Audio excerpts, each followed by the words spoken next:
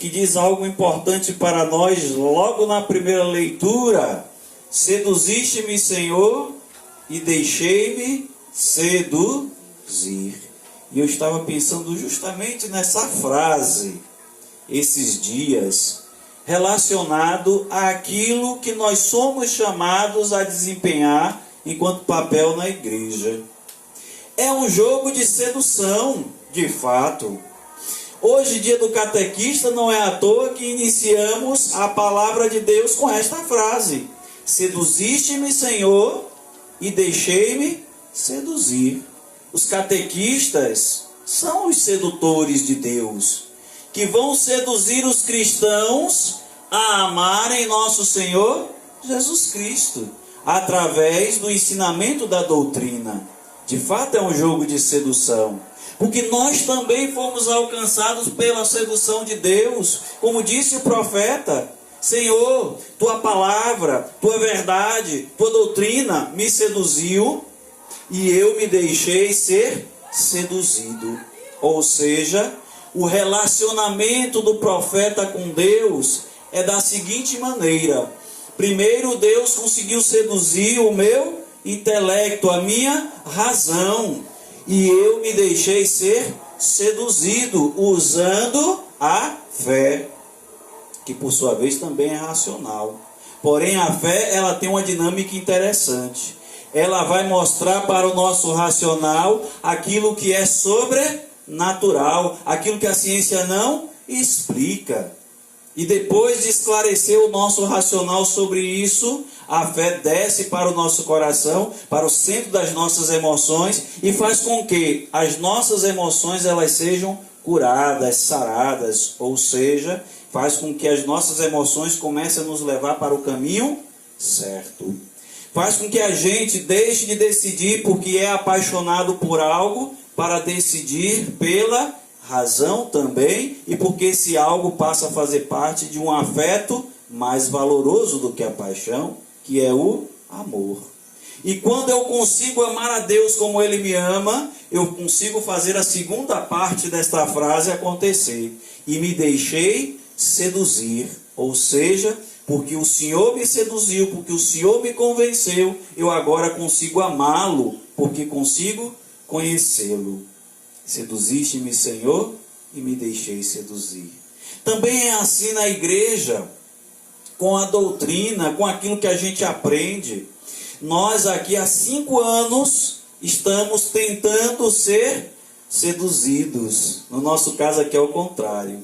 Queremos ser seduzidos para a ortodoxia, mas o trabalho ainda não tem sido perfeito. Porque ao invés do jogo da sedução, aparece muitas vezes o jogo da imposição.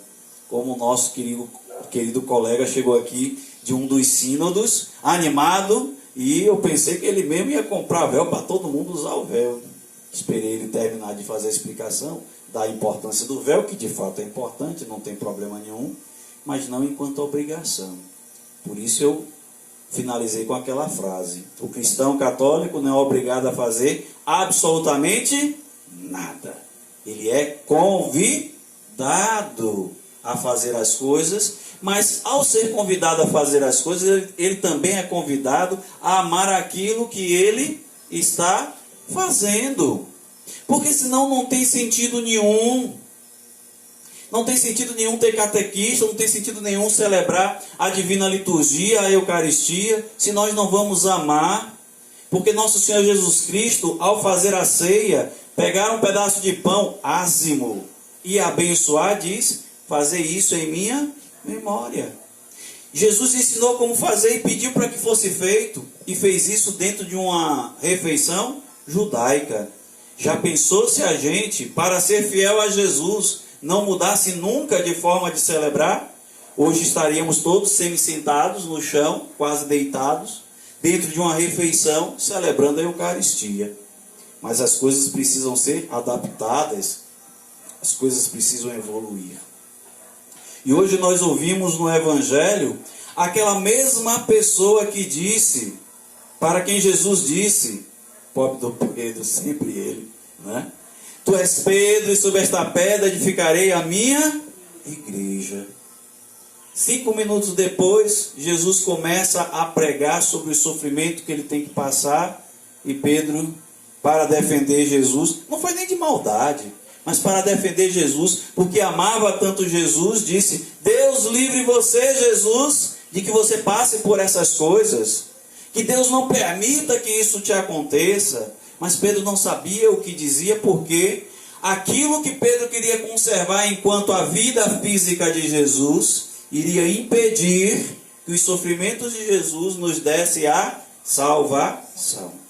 Então, o mesmo Pedro que ouviu 5 minutos antes algo tão precioso para ele: tu és Pedro, sobre esta pedra edificarei a minha igreja, agora escuta Jesus dizendo: aparta-te de mim, Satanás, e Satanás é adversário, porque os teus pensamentos não são os pensamentos de Deus. Então percebam que a nossa vida precisa ser esse jogo de sedução. Pedro se sentia tão seduzido que, infelizmente, ele não fez o discernimento entre aquilo que era a razão e a fé. Ou seja, ele não deixou a fé trabalhar, ele não deixou a fé fazer com que o entendimento dele fosse esclarecido, e ele foi motivado pela sua paixão. Ele amava tanto Jesus de paixão, que a paixão dele incentivou ele a dizer: não, que Deus não permita que isso te aconteça. Isso é uma decisão movida pela paixão. Ou seja, não tinha razão nenhuma, não fazia sentido, e ele nesse momento virou inimigo dos planos de Deus.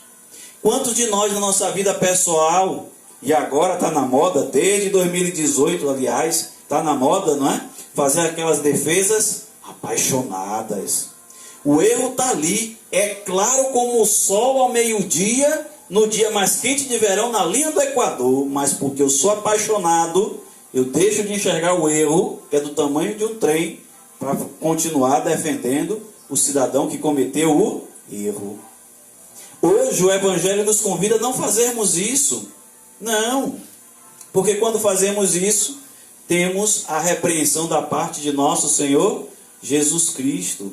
Como aquele jovem do Evangelho que se alegra com o Senhor e vai perguntar para ele: Senhor, o que vou fazer para ganhar a vida eterna? Aí Jesus vai dar lá a recomendação: amarás o Senhor teu Deus, não roubarás, honrarás pai e mãe. E o jovem coça a cabeça e diz: mas Senhor, desde jovem, desde menino, eu tenho observado todas essas coisas, o que me falta ainda? E Jesus vai dizer para ele: vai, vende tudo o que tem e segue-me. Aí o menino entristece porque ele era muito rico. Assim como Pedro também queria livrar apenas o físico de Jesus, esse apego às coisas materiais, tanto este jovem do Evangelho que era muito rico, que ficou triste, como Pedro que disse: Jesus, você não vai sofrer. E aí qual é a resposta de Jesus para esse jovem e para Pedro? Aquele que quiser me seguir, tome a sua cruz e me siga. Não tem como seguir Jesus sem carregar a nossa própria cruz, ou seja, o que é a cruz são os sofrimentos que a gente passa nessa vida. Nós não temos como passar por esta vida sem passar pelos sofrimentos, porque nós não estamos livres do arbítrio livre do nosso irmão. Nós até podemos fazer tudo certinho, mas em algum momento seremos atropelados pelo livre-arbítrio do nosso irmão. Nós sabemos que há pessoas boas e pessoas ruins neste mundo. E mesmo entre as pessoas boas, nós sabemos que às vezes a nossa vaidade nos leva a fazer algo que vai magoar alguém. E eu não sou uma pessoa ruim por causa disso, mas devo vigiar o meu comportamento para que o meu comportamento não seja levado pelas minhas paixões. Então, o que está errado não é o que eu defendo, mas é o como eu defendo. E eu dizia essa semana para um amigo meu que fui desrespeitado num grupo porque o meu pensamento estava distoante do pensamento dos demais. E dizia para ele: eles defenderem a bandeira X não é o problema. O problema é a falta de respeito. Eu consigo, inclusive, conversar com os meus irmãos evangélicos sobre temas que são controversos. E ainda assim, dando a minha opinião, que é diferente da deles, consigo respeitá-los e eles conseguem me respeitar. Quando parte para agressão, eu aí encerro a conversa, porque já não estou a fim de ser agredido. Então a liturgia de hoje, entre outras coisas, que nós também queremos celebrar o dom da vida de nossa irmã Lourdes, que fez aniversário essa semana, para que a gente saiba, Lourdes, que inclusive alegrar-se por renovar mais um ano de vida é isso. É deixar todas as formas de injustiça para trás. E isso faz de nós melhores, mais vivos, mais cristãos. E ser cristão é exatamente isso. Buscar a justiça o tempo todo. Buscar a paz para com todos. E eu não consigo ter paz se eu quero estar sempre certo. E é triste quando o sujeito quer estar sempre certo. Ou seja, ele passa por cima de qualquer coisa para mostrar que a opinião dele é a certa. E às vezes ele até está certo, mas o comportamento não é esse. Ou seja, eu não sei se vocês se recordam daquilo que eu perguntava para vocês. Qual é o nosso alvo? Qual é o nosso objetivo enquanto cristãos? Os céus ou Jesus? Hein? Jesus. E qual a diferença, padre, de ter como objetivo os céus ou Jesus? E o certo ser Jesus e não os céus? Porque quando eu busco os céus a qualquer custo, a qualquer preço, eu passo por cima das pessoas, porque acho que isso vai me levar para os céus. Mas quando o meu objetivo é Jesus, eu não passo por cima de ninguém, porque Jesus me ensina a amar, e para eu chegar até Jesus, eu preciso amar, eu preciso perdoar, eu preciso melhorar o meu comportamento, e aí sim, o céu é consequência. Então o meu lugar não é o céu, o meu lugar é Jesus. Temos que estar com os olhos fixos no Senhor, e a partir daí Jesus vai nos abençoando. Que esse menino do evangelho que eu citei hoje aqui para vocês não seja o nosso comportamento, porque Jesus vai nos convidar. O nosso coração tem tanta sede de Deus que nós vamos fazer a pergunta que o menino fez para Jesus: Senhor, o que posso fazer mais na minha vida para alcançar a vida eterna? Eu ainda quero chegar lá, mas sinto que alguma coisa está faltando. E Jesus vai nos dar a sugestão mais simples: venda tudo que você tem. O que é tudo que eu tenho? Minha vaidade, meu orgulho, minha arrogância, o meu querer estar sempre certo, o querer fazer sempre a minha vontade, ser manhoso, ser injusto, ser bruto. Isso tudo é tudo que eu tenho. Vende tudo isso, joga fora e segue-me. Se despoje disso que você acha que lhe compõe, que faz a sua importância. Não, você não é nada. Eu gosto muito quando a gente está conversando e Lourdes diz: eu trabalho no meio de um monte de gente que tem status, né? Mas converso com eles por igual. Isso é fantástico. Isso significa respeito. Porque as patentes deste mundo só servem para a organização do Estado. Ali é um policial, ali é uma autoridade. Respeito. Depois disso, somos todos iguais. Então as patentes não servem para sermos humilhados. Servem para que nós identifiquemos a quem podemos recorrer. A um juiz, à polícia, ao advogado. Mas nós somos todos iguais no trato. Um policial, por exemplo, não pode impedir alguém de fazer uma passeata, seja ela qual for, desde que essa passeata seja pacífica. Porque quando ele faz isso, ele está contrariando a nossa Constituição. Por quê, padre? Porque a Constituição é clara e diz que nós, os cidadãos, podemos fazer tudo aquilo que a lei não proíbe. E a lei não proíbe a passeata. A lei proíbe o anonimato. Por exemplo, eu não posso participar de uma manifestação de balaclava. O que é uma balaclava? É uma capa que esconde todo o rosto. Não sei se vocês já viram em operações policiais, aqueles policiais com aquela capa preta. Aquilo ali é uma balaclava.